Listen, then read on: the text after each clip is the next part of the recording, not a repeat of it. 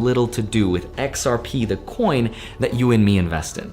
And this is because XRP, the coin, was created to provide liquidity to banks. That way they can maybe open pre-funded channels, interact with this money, and then settle on Ripple's proprietary blockchain. It gives them a standard where they don't have to worry about foreign exchange rates. That was the idea. But using XRP, the coin, is not a prerequisite to using Ripple's incredible technology.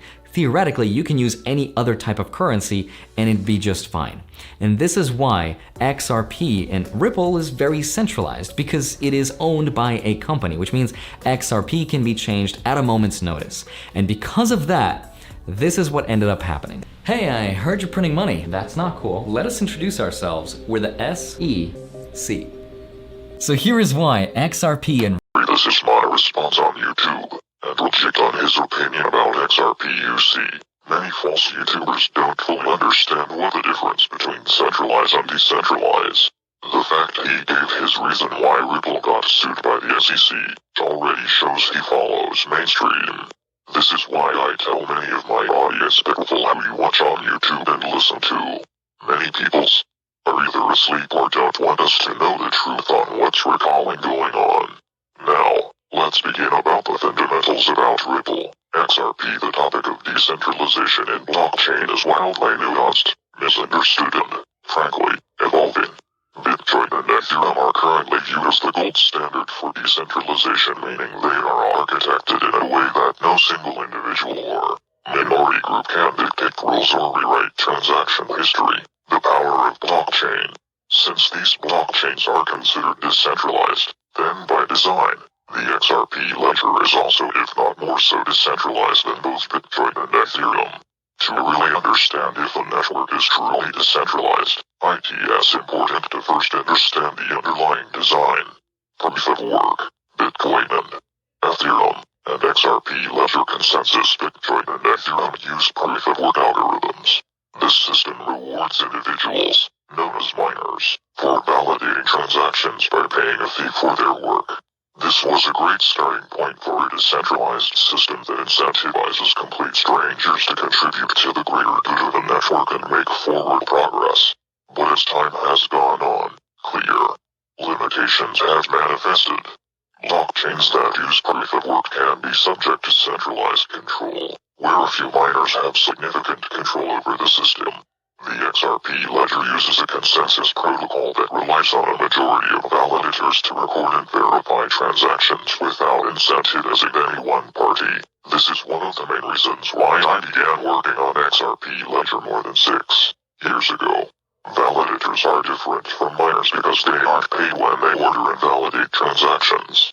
Today, these validators operate at locations across the globe and are run by a broad range of individuals, institutions, asset exchanges, and more. Put simply, the XRP ledger is based on an inherently decentralized, democratic, consensus mechanism which no one party can control. Let us go deeper and unpack the downstream effects the underlying protocols had on decentralization and the usefulness of the digital assets. Decentralized in nature, users on the XRP ledger select a unique node list, UNL, a list of validators trusted by that user to order transactions. Users can select the specific validators for their own UNL, or they can rely on recommended UNLs that have been compiled by other parties. The network has a number of recommended UNLs, including one list Ripple recommends, and users can choose whichever one they prefer or create their own.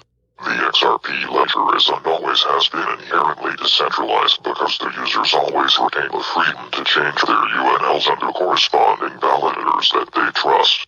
For example, if a party controlling a large number of validators abuse that power to propose changes that serve only its own interests, users operating nodes could simply remove the party as validators from their UNLs and rely on other validators that more closely represent their interests.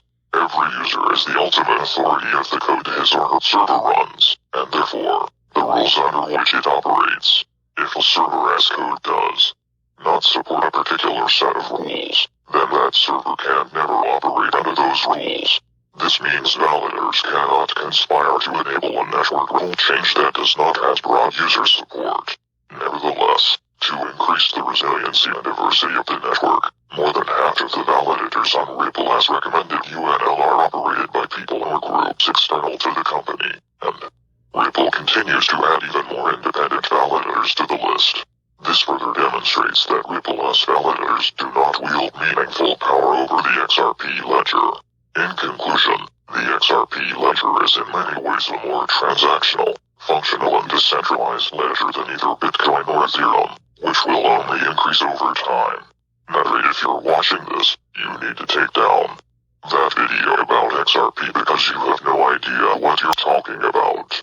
I'm sure you know the banks will use XRP with that many subscribers. You are deceiving many, and are a threat to the XRP community. We are the XRP army. We are legion. We don't forget. We don't take no bullshit. Expect us.